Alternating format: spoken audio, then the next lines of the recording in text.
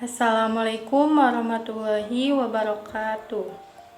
Halo kawan Prima, perkenalkan nama saya Susilawati dengan NIM 221630, Program Studi Manajemen kelas RA3 semester 3. Di video ini saya akan mempresentasikan materi-materi yang telah diajarkan oleh dosen saya dengan mata kuliah Teori Ekonomi dengan dosen pengampu Bapak Adit Faisal Mabtuhi SEMM.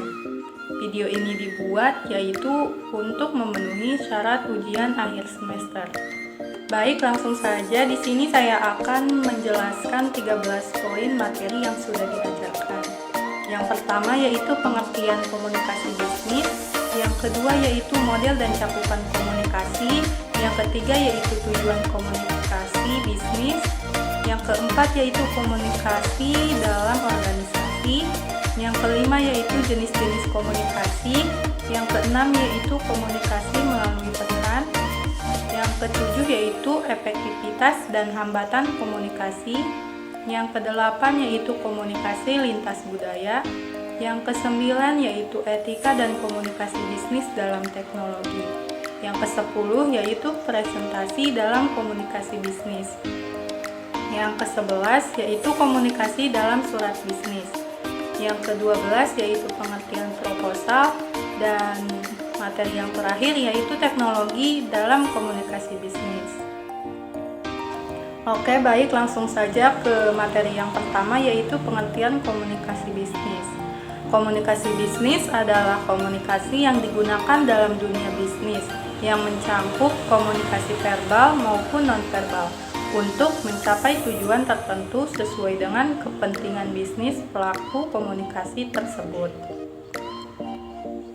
Komunikasi yang efektif adalah komunikasi yang dapat menghasilkan hubungan baik dan sinergi yang baik antara perusahaan dan stakeholder. Adapun beberapa faktor yang dapat mempengaruhi efektivitas komunikasi bisnis, yaitu yang pertama, perception, yang dimana faktor persepsi ini berkaitan antara komunikator dengan komunikan. Seorang komunikator atau orang yang menyampaikan pesan harus memiliki kemampuan memprediksi melalui berbagai persepsi terkait apakah pesan yang disampaikan dapat diterima dan dipahami oleh komunikasi atau penerima pesan. Yang kedua yaitu ada information and technology supporting, yang dimana faktor ini dan perkembangan teknologi yang semakin berkembang merupakan faktor yang dapat mempengaruhi keefektifan komunikasi bisnis. Yang ketiga yaitu ada accuracy, yang dimana faktor ini berketepatan dalam menyampaikan informasi adalah hal yang krusial dalam komunikasi bisnis. Setiap komunikan memiliki kerangka berpikir yang berbeda-beda antara satu dengan yang lainnya. Yang keempat yaitu credibility, atau dapat diartikan yaitu tingkat kepercayaan, yang dimana merupakan hal yang terkadang bersifat relatif tergantung situasi dalam interaksi. Kepercayaan antara komunikator dan komunikan.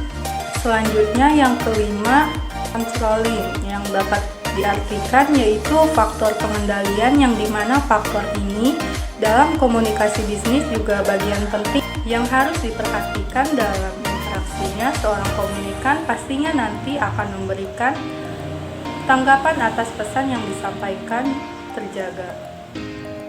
Dan yang terakhir ada juga compatibility, yang dimana jalinan baik antara komunikator dan komunikan sangat diperlukan sehingga akan terbangun kecocokan. Komunikan yang baik selalu menjaga kepercayaan dan hubungan yang baik dengan komunikan. Hal ini akan membuat komunikasi lebih efektif. Selanjutnya ada juga komponen atau unsur komunikasi, yang dimana yang pertama yaitu komunikator, yaitu orang yang mengirimkan ide atau pesan. Yang kedua yaitu ide atau pesan, yaitu material atau konteks yang dikirimkan oleh komunikator.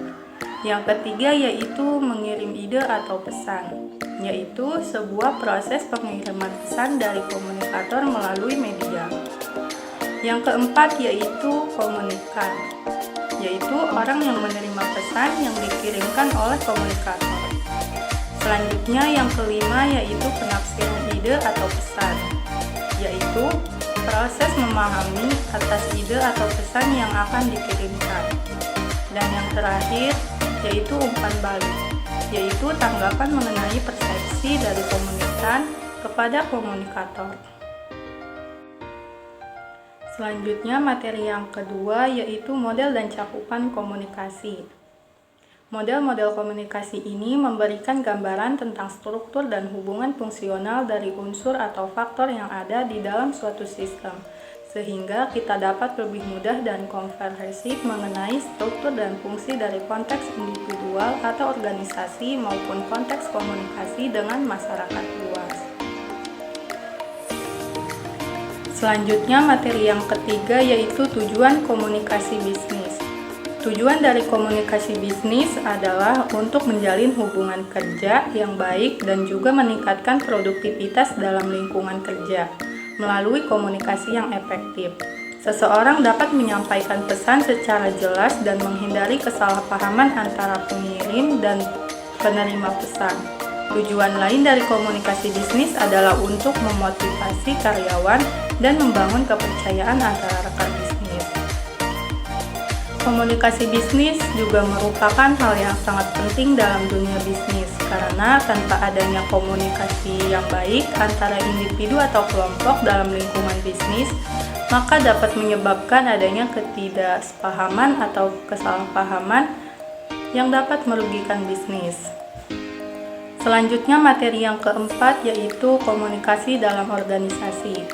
Menurut Myers pada tahun 1987 menekankan bahwa komunikasi ini penting dan merupakan sentral dari kehidupan organisasi, tetapi menanggapinya hanya sebagai salah satu dari sejumlah proses yang berlangsung dalam organisasi. Berbagai pandangan kaum ilmuwan dalam bidang komunikasi menganggap komunikasi sebagai kekuatan dominan dalam kehidupan organisasi. Karena itu, komunikasi merupakan inti organisasi. Tanpa komunikasi, tidak akan terdapat aktivitas organisasi. Komunikasi sangat berperan dalam menjaga kebutuhan manusia, karena komunikasi dibangun sebagai sebuah mekanisme penyesuaian diri untuk manusia. Mekanisme penyesuaian diri adalah alat bagi manusia yang digunakan untuk mendorong mereka mengenali dan merespon yang mengancam eksistennya. Komunikasi menolong orang tetap selamat karena mereka diberikan informasi tentang ancaman yang akan datang dan menolong mereka menghindari atau mengatasi ancaman-ancaman ini. Oke, lanjut ke materi yang kelima yaitu jenis-jenis komunikasi. Yang pertama yaitu komunikasi horizontal. Adalah jenis komunikasi antara orang yang memiliki posisi atau level yang sama di dalam perusahaan. Jenis komunikasi ini terjadi antara dua manajer departemen yang berbeda atau antara dua karyawan yang bekerja di departemen yang sama. Komunikasi horizontal dapat membantu memfasilitasi koordinasi dan kolaborasi antara departemen atau tim. Yang kedua yaitu komunikasi vertikal. Adalah jenis komunikasi antara orang yang memiliki posisi atau level yang berbeda di dalam perusahaan, seperti antara karyawan dan manajer. Jenis komunikasi ini dapat membantu karyawan memperoleh umpan balik dan mendapatkan arahan dari manajer, sementara manajer dapat memantau dan mengawasi kinerja karyawan. Selanjutnya yang ketiga yaitu jenis komunikasi diagonal. Adalah jenis komunikasi antara orang yang memiliki posisi atau level yang berbeda di dalam perusahaan yang tidak secara langsung terkait seperti antara karyawan di departemen yang berbeda. Jenis komunikasi ini dapat membantu meningkatkan keterbukaan dan fasilitasi kolaborasi antara departemen atau tim yang berbeda. Baik, selanjutnya materi yang keenam yaitu komunikasi melalui pesan. Pesan adalah apa yang dikomunikasikan oleh sumber kepada penerima. Pesan merupakan seperangkat simbol, verbal atau nonverbal yang mewakili perasaan, nilai, gagasan, atau maksud sumber tadi. Pesan mempunyai 3 komponen, yaitu makna, simbol yang digunakan untuk menyampaikan makna, dan bentuk atau organisasi pesan. Simbol terpenting adalah kata-kata atau bahasa yang dapat mempresentasikan objek, gagasan, perasaan, baik ucapan maupun tulisan. Yang terpenting dalam komunikasi ialah bagaimana cara agar suatu pesan yang disampaikan komunikator dapat menimbulkan dampak atau efek tertentu pada komunikan. Bagi seorang komunikator, suatu pesan yang akan dikomunikasikan sudah jelas isinya, tetapi yang perlu dijadikan pemikiran adalah pengelolaan pesannya. Pesan harus ditata sesuai dengan diri komunikan yang akan dijadikan sasaran. Dalam hubungan ini, komunikator harus terlebih dahulu melakukan komunikasi dengan diri sendiri, berdialog dengan diri sendiri, bertanya pada diri sendiri, bertanya pada diri sendiri untuk dijawab oleh diri sendiri.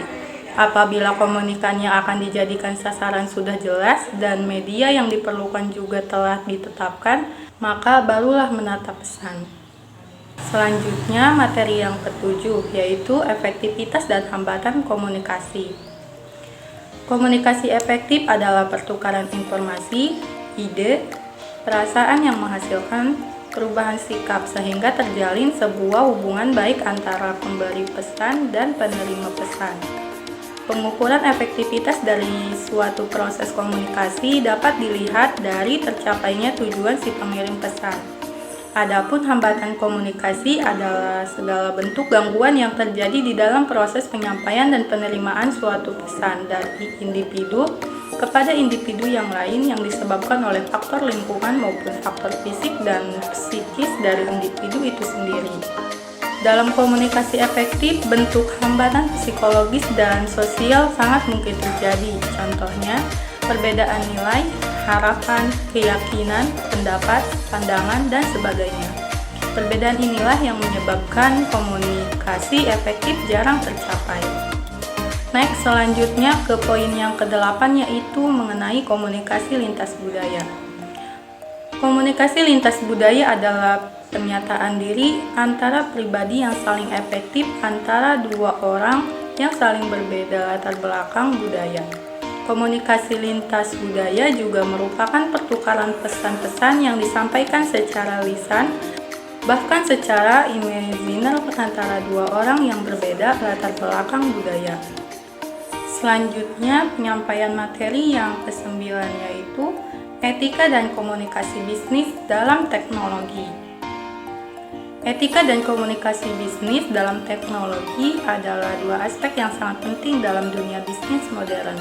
Kombinasi antara etika dan teknologi memainkan peran kunci dalam memastikan bahwa organisasi beroperasi dengan integritas dan bertanggung jawab.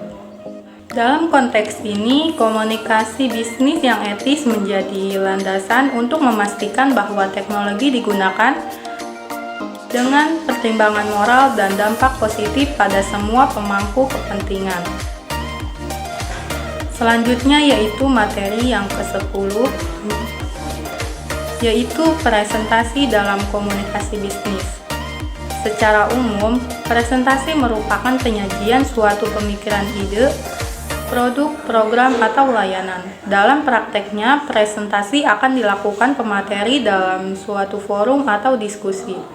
Bisa dimaksudkan juga sebagai kegiatan berbicara di depan umum secara lisan maupun komunikasi verbal. Pada dunia bisnis, kegiatan presentasi akan berkaitan dengan mengembangkan produk baru, pengajuan usulan proyek baru, perluasan pasar, dan lainnya. Inilah mengapa presentasi bisnis membutuhkan persiapan yang matang agar bisa mencapai tujuan bisnis dengan efisien. Presentasi bisnis memiliki 4 tujuan utama, yaitu menginformasikan pesan-pesan bisnis, menghibur audiens, menyentuh emosi audiens, dan memotivasi audiens untuk melakukan sesuatu. Meskipun dalam prakteknya, suatu perusahaan dapat bertujuan untuk sekedar menyampaikan pesan-pesan bisnis tertentu bagi audiens. Sebelum melakukan presentasi bisnis, perlu dipersiapkan beberapa hal seperti penguasaan alat bantu presentasi bisnis, menganalisa audiens, dan menganalisis lingkungan tempat berlangsungnya presentasi. Selanjutnya, materi yang ke-11 yaitu komunikasi dalam surat bisnis. Surat bisnis adalah jenis surat yang memiliki fungsi sebagai alat komunikasi tertulis untuk berbagai tujuan bisnis dan dunia kerja. Tujuannya pun bermacam-macam, mulai dari undangan, kesepakatan, informasi, pernyataan, dan lain-lain. Biasanya surat ini dibuat oleh perusahaan dan dikirimkan oleh perusahaan lain, investor maupun klien dari pemangku kepentingan. Surat bisnis juga dapat digunakan oleh sesama individu untuk korespondensi dan memperlihatkan profesionalitas dalam dunia bisnis ataupun dunia kerja sesuai kebutuhan masing-masing. Pada dasarnya, dunia bisnis terbagi menjadi dua bagian, yaitu formal dan informal. Surat formal adalah jenis surat yang satu ini biasanya memang ditujukan untuk keperluan atau korespondensi yang bersifat formal. Sebagai contoh, saat kamu ingin membuat perjanjian dengan investor, klien, atau perusahaan lain. Sementara surat informal adalah kebalikan dari surat formal. Informal justru adalah jenis surat bisnis yang terlihat kasual dan tidak terlalu kaku. Biasanya jenis surat ini dapat digunakan untuk meminta referensi kerja, penilaian karyawan, ucapan terima kasih, dan lain-lain. Baik, selanjutnya materi yang ke-12 yaitu pengertian proposal. Proposal adalah rencana kerja yang ditulis secara simetris, terperinci, dan formal mengenai rancangan suatu kerja atau kegiatan. Teks proposal berisi mengenai program kerja dan bagaimana teknis pelaksanaannya. Proposal bertujuan untuk mendapatkan persetujuan atau tujuan tertentu dari pihak yang berkepentingan.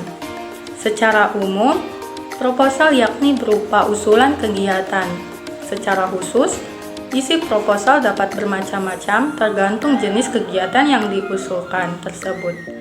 Proses penelitian memiliki perbedaan dengan proposal kegiatan kerja bakti sosial, perlombaan, dan kegiatan sejenis lainnya. Baik, selanjutnya ke poin materi yang terakhir, yaitu ke-13, mengenai teknologi dalam komunikasi bisnis. Peran teknologi dalam komunikasi bisnis yaitu untuk mengubah cara komunikasi bisnis yang berlangsung, memungkinkan komunikasi real-time yang efisien dan efektif di seluruh dunia. Hal ini mendukung pertumbuhan, kolaborasi, dan pengambilan keputusan yang cepat. Pentingnya juga komunikasi bisnis karena komunikasi bisnis yang baik adalah kunci untuk mencapai kesuksesan dalam organisasi. Teknologi juga memperluas kemampuan komunikasi termasuk interaksi dengan klien, karyawan, dan mitra bisnis. Next, manfaat komunikasi yaitu untuk mengurangi biaya melalui komunikasi real-time dan peningkatan produktivitas.